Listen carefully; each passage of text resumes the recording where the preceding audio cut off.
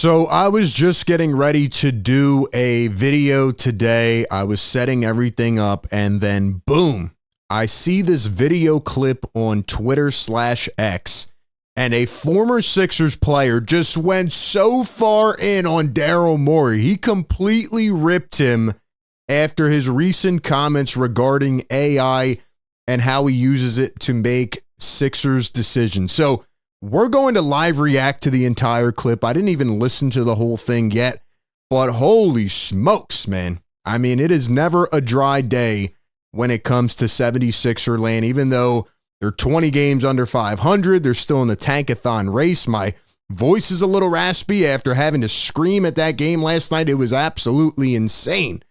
But boy, the coverage keeps on coming. Welcome into Philly Take with RB.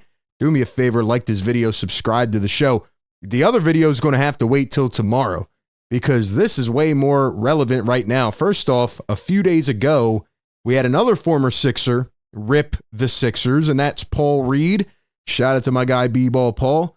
Keith Pompey posted a glimpse at the NBA tank standings, and Paul Reed commented on it saying they thought I was the problem. Now, to be fair, you know, as someone who knows Paul Reed, like I don't think Sixer fans thought you were the problem. I don't think they thought that you helped. I don't think they thought anybody helped at the end of last season because the team was a first-round exit. And once Joel got hurt, you know, the other guys they brought in really didn't step up. And the Sixers got him back for the playoffs, but he wasn't fully healthy. And the other stars on the team didn't stand up and make something happen. And then we got to the offseason, and from a business standpoint, everybody had to get cut because Daryl Morey had his cap space plan, even though he did it in the wrong offseason after punting a season because Joel Embiid got hurt. So that's pretty much where it came to with Paul Reed and the Sixers.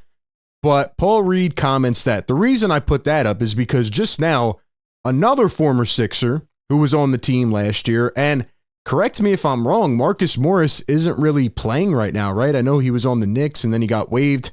I don't know if anybody picked him up, but Marcus Morris was asked by Kevin O'Connor on his podcast about Daryl Morey's AI comments, right? Daryl Morey saying that he uses AI to make Sixers decisions. I was joking around saying that he used ChatGPT to build the roster this offseason. Listen to what Marcus Morris had to say about Daryl Morey. Keep in mind, Daryl Morey traded Marcus Morris last year after they gave him a key to the city. He was a pretty productive bench player, but they used him to get Buddy Hield, who they ended up letting walk anyway or traded him away. So here's what Marcus Morris had to say about Daryl Morey. I'm curious as a player, what were your thoughts on Daryl Morey's comments about using AI to assist in making decisions? Man, listen, I'm going to just say this, and this will be the first time I ever said this. I don't trust Daryl Morey. Oh, Marcus Morris is a pretty laid-back, reserved guy from what I remember. Both of the Morris twins are. And obviously, we heard James Harden before say Daryl Morey's a liar. Now another former Daryl Morey player, Marcus Morris, and I honestly miss Marcus Morris. I wanted the team to sign him earlier this year. Maybe this is why they didn't sign him. He says, I don't trust Daryl Morey. Whoa, let's keep listening. I just don't trust him. I think he's thinking it too far ahead of the way basketball needs to be played. He's trying to do a whole new team. He's trying to bring guys in. He's flipping them in and out, in and out, in and out. Does he even understand the dynamic of being in Philadelphia? What guys you need to play in Philadelphia? Like, understand how. Hey, maybe that's a shout out to himself. Do you understand we need dogs? We need guys who are, you know, ready to go put their hands in the mud and get dirty and make things happen and, you know, really appreciate that crowd and just the diehard fan base of the Philadelphia 76ers. Maybe that's what he's saying. How the team needs to gel first before you start talking about AI. What does AI? Oh, and by the way, I mean, Joel Embiid has hit on this for years, right? The continuity factor. So I think he's got a good point here. AI do. Like, I understand the effects it can have on other spots of maybe the offense, the numbers and things like that. But like telling you what guys you should choose or which guy fits what you're trying to do. What has he won? Like, he hasn't won in so long, right? Come close. Yo, Marcus Morris is ripping Daryl Morey. Look, I said the same thing on the video the other day. I said you can use numbers, you can use analytics to, you know, maybe get some tendencies and just some progressions from guys and how they rank amongst other players, but you have to use your eyes. The eye test is always the number one indicator. That is always the number one thing. You have to be able to make decisions, right? The whole AI incorporation into the world, right? You know, that can only go so far for now. But you still need human beings to make decisions. You can't draft guys and sign guys based on a spreadsheet. Thank you, Marcus Morris. He came close in Houston. They went to a Game 7 against the amazing Warriors. And then what happened to that team the next year? They blew up. You tell my guy JH that you're gonna do something for him, a guy that you brought from all these teams, and then you don't like the AI tell him not to pay James Harden this amount of money. Like does the AI tell him to go get Paul George, hire Paul George? Yes. Thank you, Marcus Morris. I said this as well. Daryl Morey constructed the 2024 Sixers with ChatGPT. He said, who should I sign? It said Paul George. Somebody threw a tweet up at me last week, and they were asking ChatGPT, should I sign Paul George this offseason if he was a free agent? And it said, yeah, that's what Daryl Morey did. Nick Nurse. Hire Nick Nurse. Does AI tell you to get the guy from Miami? Caleb Martin, because he played well in the Boston series. He can't shoot the ball. You got three dominant guys that need. Oh, he's coming at Caleb Martin now. He said he can't shoot the ball. You got dominant, ball handlers and scorers. You need guys who could spot up and shoot, a.k.a. myself. Well, maybe not that good anymore, but hey, he's coming at Caleb Martin now. Hey, he did get Quentin Grimes. Maybe he asked ChatGPT about Quentin Grimes. Who knows? Needs the ball in their hand. Why is that the first guy that you go get, right? Like, how did you come up with picking a team? Why do you want to start a brand new team and try to win a championship? To be fair, I think Caleb Martin was a pretty good signing, especially getting him late after the Heat didn't re-sign him. But I think he's got a point about the age, about the continuity factor. Maybe ChatGPT said the Mavs can be taken advantage of. Go get Quentin Grimes. I don't know.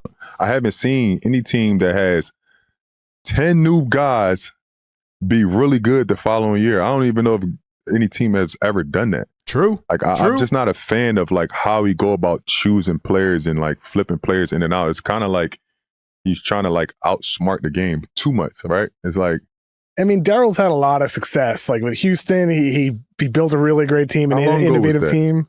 With Philly, he's put Embiid, the best team that Embiid's had around him. To be fair, in Houston, did he want to build that team or did Mike D'Antoni want that 5-out system? No center, a lot of shooters. Who wanted that, right? And ultimately, as great as that product was, it still failed. They still lost that Game 7 against Golden State.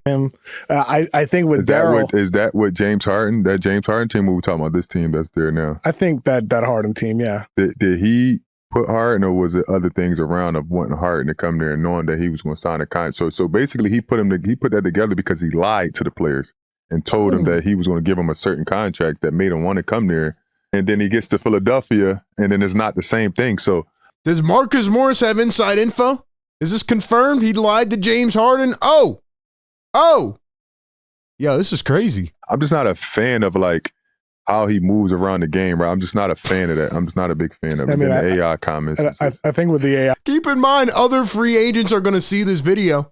They're not going to come here if they hear this. Come on, man. I think that's what pissed people off, is because with Daryl, it's always been about like how he doesn't value chemistry enough and the human side of things when it comes to constructing a basketball team. It's always too much about the numbers and how things project. So I think that's Daryl's kind of Achilles heel. Exactly. And that's something he's going to have to resolve if they continue trying to compete for championship with Joel Embiid. But ultimately, I think the Sixers are in a position where they need to reevaluate everything. They just did that. They just did that last year. They reevaluated everything and then they gave Joel Embiid a 5-year or 3-year extension on a 4-year deal, and now he's around forever. And they gave Paul George a max instead of going out and maybe signing some smaller players or just not having a cap space plan in the worst year possible with no premier free agents. That is a fact. I'm from Philadelphia, so I keep an eye on it, right? Like I had a chance to play there. I played there last year. Even with myself, I was playing really good basketball, and he traded me for a bag of chips. I'm just like, what kind of chips? He just called Buddy Hield a bag of chips? Yo, Marcus Morris is throwing haymakers out here. Yo, chill on my guy Buddy Hield, man. I know he didn't play that well down the stretch. Played decent in Golden State this year. It's been hot and cold. He called him a bag of chips. Damn. Fritos. It was just like literally a bag of chips. And I'm like, okay, like what else do I need to do to play on this team, to play well, to gel with Joel, to be a guy that's in the city that's like helping the team? He didn't like you because you're anti-AI and analytics. Man, that's the bull I'm talking about. And not only did he trade me, he trades Patrick Beverley. Facts. How many times did I say that? And he was just talking about the guys you need in the locker room. And you guys and girls think I'm joking when I say Pat Bev is a locker room leader. All right, Pat Bev is stone cold, man. I know he's not in the NBA right now, but just his presence helped this team. I said it when they traded him last year and when they traded Marcus Morris. Yo, he's speaking facts, man. His own guy. You feel what I'm saying? That's playing really well. That's really helped the team when Embiid went down. When Embiid was there, we were top 5 in the NBA, right? I just like some of the things that I think that he does is like it doesn't have anything to do with basketball. It's like his own values of how he think a team should be constructed or ran, or it just is mind-boggling. I just don't understand it. So Philly is way out of the picture right now. Philly's done. Done, finished. Done, no chance. Finito. Well, this particular year right now. Damn, bro. Stick a fork in them. That is the story of the 2024 Sixers. Hey, appreciate the honesty from Marcus Morris. What do you guys think, man? I mean, this is shedding more light from a former player, a guy who was on the Sixers last year. Give me your thoughts down below in the comment section. How do you feel about this? Appreciate everybody for tapping in. Be sure to like, comment, and subscribe, and I'll catch you on the next one. Peace.